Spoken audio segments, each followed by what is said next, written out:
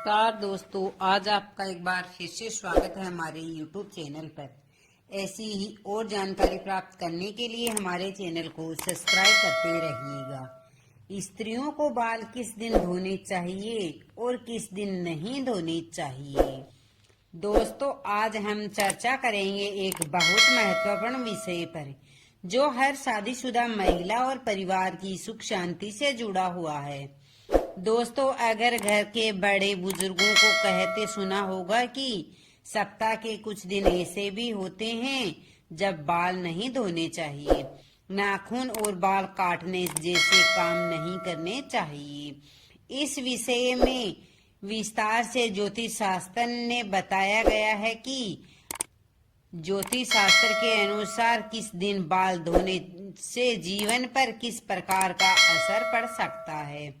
हिंदू धर्म में नाखून काटने, बाल धोने जैसे कार्यों को करने के लिए कुछ शुभ अशुभ दिन बताए गए हैं। विवाहिता महिलाओं के मामले में नियम अलग अलग है। कुंवारी लड़कियों और सुहागन महिलाओं के लिए बाल धोने के शुभ दिन अलग अलग बताए गए हैं।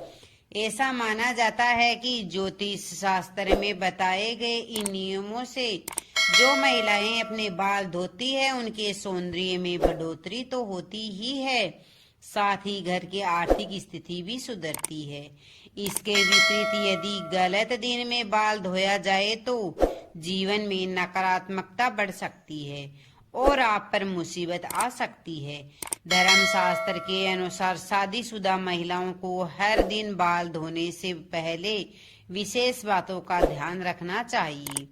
वीडियो को अंत तक जरूर देखें और कमेंट में लिखें जय माँ लक्ष्मी, ताकि माँ लक्ष्मी आप पर अपनी कृपा बनाए रखे। नंबर 1, सोमवार। हिंदू धर्म शास्त्र में माना गया है कि सुहागन महिलाओं को सोमवार के दिन बाल नहीं धोने चाहिए। ऐसा करने से सुहागन महिलाओं के परिवार की उन्नति में रुकावट आ सकती है। कुंवारी लड़कियां इस दिन बाल धो सकती है। नंबर 2, मंगलवार।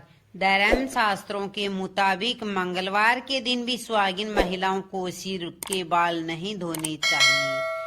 मंगलवार के दिन सुहागिन महिलाओं द्वारा बाल धोने से घर में नकारात्मकता बढ़ती है। इसके अलावा कुंवारी लड़कियों को भी मंगलवार के दिन बाल नहीं धोने चाहिए। नंबर 3, बुधवार।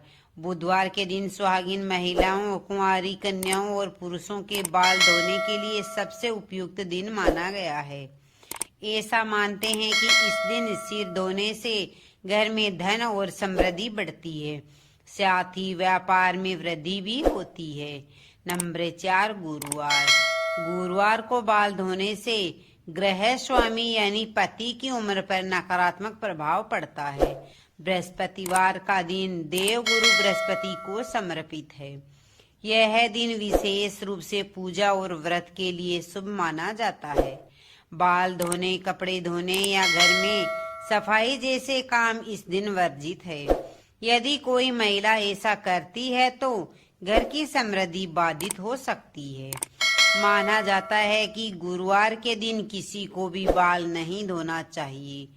मान्यता है इस दिन बाल धोने से उम्रें कम होती है, आर्थिक तंगी झेलनी पड़ती है और धन हानि के योग भी बनते हैं। नंबर 5, शुक्रवार।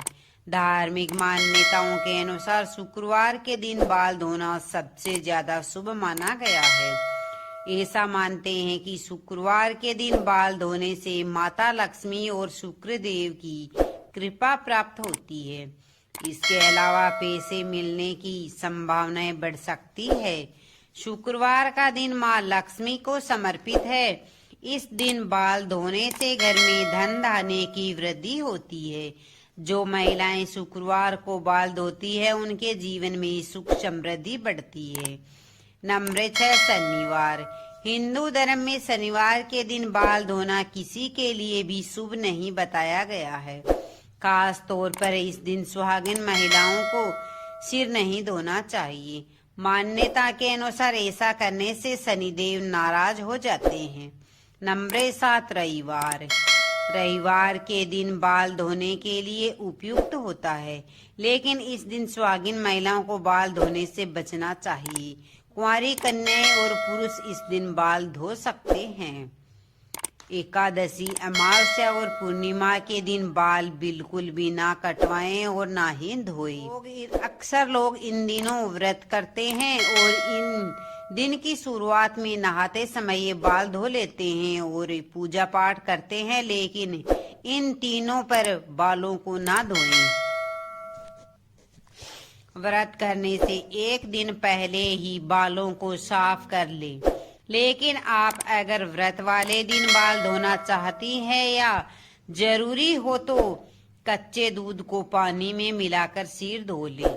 हिंदू मान्यता के अनुसार यदि किसी महिला का मासिक धर्म या फिर कहे पीरियड 3 दिन बाद खत्म हो जाता है तो उसे चौथे दिन, और यदि 5वें दिन फिर छठे दिन खत्म होता है तो उसे 8वें दिन अपने बाल को धो लेना चाहिए। लेकिन यदि उसे किसी कारणवश अपने बाल धोने ही पड़ जाए तो उसे बाल धोने वाले पानी में 1 चम्मच सेंधा नमक डालकर उसे धोने के लिए प्रयोग में लाना चाहिए। अगर किसी कारणवश आप बाल नहीं धो सकी तो घबराने की जरूरत नहीं है। बस अपनी मांग में सिंदूर लगाए और इस पवित्रता के प्रतीक से पूजा में शामिल हो सकती है। धर्म शास्त्रों में मांग को गंगा जल सम्मान पवित्र माना गया है। सिंदूर लगाने की सही विधि और इससे जुड़ी गलतियां। शादीशुदा स्त्रियों के लिए सिंदूर उनकी अखंड सौभाग्यवती होने का प्रतीक है, लेकिन इसे लगाने में की गई लापरवाही पति और घर पर विपरीत प्रभाव डालती है। नंबर 1, सिंदूर छिपाना या हल्का लगाना। कुछ स्त्रियां सिंदूर लगाने में शर्म महसूस करती है और इसे छिपाकर लगाती है। ऐसा करने से पति को समाज में मान सम्मान नहीं मिलता और हमेशा पूरी मांग भरकर सिंदूर ही लगाए। नंबर 2, लंबा सिंदूर लगाना। लंबा सिंदूर से पति की प्रतिष्ठा और कार्यक्षमता में वृद्धि होती है। यदि समृद्धि का प्रतीक है, यह समृद्धि का प्रतीक है। नंबर 3, सिंदूर लगाने से पहले की तैयारी। सिंदूर लगाने से पहले सिंदूर की डिब्बी को माथे से लगाना शुभ होता है। बिना स्नान किए सिंदूर न लगाए और न ही किसी अन्य महिला से सिंदूर लगवाएं। नंबर 4, सिंदूर लगाते समय ध्यान दे। मांग सीधी होनी चाहिए। टेढ़ी मांग निकालना अशुभ माना गया है। स्त्रियों की कुछ खास आदतें होती है जो घर की समृद्धि को प्रभावित करती है। सनातन धर्म और वास्तुशास्त्र में कुछ आदतों को अशुभ माना गया है। बिना नहाए पूजा पाठ करना पवित्रता का उल्लंघन माना जाता है। महिलाओं को घर का मुख्य रक्षक माना गया है। घर की साफ सफाई की विशेष ध्यान रखें। झूठ बोलना और वाद विवाद करना यह घर में कलह और नकारात्मक ऊर्जा को आकर्षित करता है। पूजा घर में वस्त्र सुखाना, इससे घर की नकारात्मकता कम होती है। माँ लक्ष्मी को प्रसन्न करने के उपाय। घर की महिलाओं का सम्मान करें। शुक्रवार को माँ लक्ष्मी की पूजा करें और सफेद रंग का प्रसाद चढ़ाएं। पूजा में महिलाओं को लाल साड़ी और सिंदूर का दान करें। गाय को गुड़ और आटे की लोई खिलाएं। स्त्रियों द्वारा की जाने वाली गलतियां जो घर की समृद्धि को प्रभावित करती है। नंबर 1, झाड़ू पोछा लगाने का सही समय। सनातन धर्म के अनुसार घर की साफ सफाई हमेशा सूर्योदय से पहले ही करनी चाहिए। यदि आप सूर्योदय के बाद झाड़ू पोछा करती है तो यह घर में दरिद्रता और नकारात्मक ऊर्जा को आकर्षित करता है। खास तौर पर झाड़ू को अनादर से रखना या पैर से ठोकर मारना बेहद ही अशुभ माना जाता है। नंबर 2, बालों में कंघी करने का समय। वास्तुशास्त्र कहता है कि सूर्योदय के बाद और शाम के समय पहले बालों में कंघी करने से बचना चाहिए। ऐसा करने से वास्तुशास्त्र में कहा गया है कि सूर्योदय के बाद और शाम के समय बालों में कंघी करने से बचना चाहिए। ऐसा करने से घर की स्त्रियां मां लक्ष्मी की कृपा से वंचित हो सकती है। नंबर 3, स्नान के बाद रसोई में प्रवेश करें। रसोई घर को अत्यंत पवित्र स्थान माना गया है। स्त्रियों को बिना स्नान किए रसोई में प्रवेश नहीं करना चाहिए। स्नान के बाद रसोई में प्रवेश करने से सकारात्मक ऊर्जा और समृद्धि बनी रहती है। नंबर 4, स्नान के बाद पूजा और प्रार्थना। सफाई और स्नान के बाद स्त्रियों को भगवान की प्रार्थना करनी चाहिए और माता लक्ष्मी को प्रसाद चढ़ाना चाहिए। यदि आप बिना प्रसाद चढ़ाए कुछ खा लेती है तो यह मां लक्ष्मी को रुष्ट कर सकता है। नंबर 5, गुस्सा और नकारात्मकता से बचें। जिस घर की स्त्रियां हमेशा क्रोधित रहती हैं, वहां पर मां लक्ष्मी का वास नहीं होता है। शांत और सकारात्मक रहना न केवल अपने परिवार के लिए लाभकारी है, बल्कि यह घर में सुख शांति भी बनाए रखता है। नंबर 6, जूठे बर्तनों का रख रखाव। रात को सोने से पहले रसोई के सभी बर्तन साफ कर लेने चाहिए।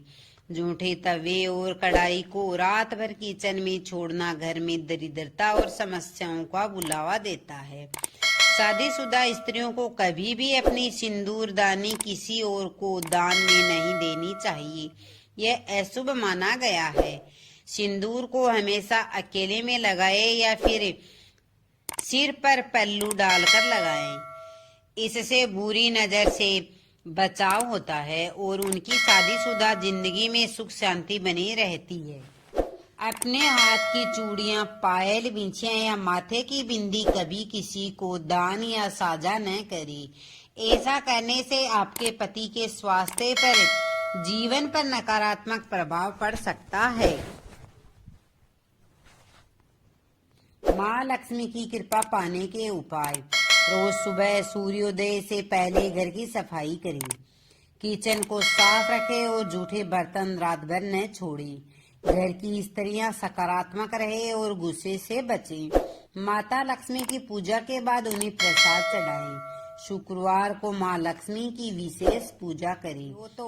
दोस्तों वीडियो कैसा लगा है? वीडियो अच्छा लगा है तो वीडियो को लाइक, शेयर, सब्सक्राइब जरूर कीजिएगा और कमेंट बॉक्स में जय माँ लक्ष्मी जरूर लिखें।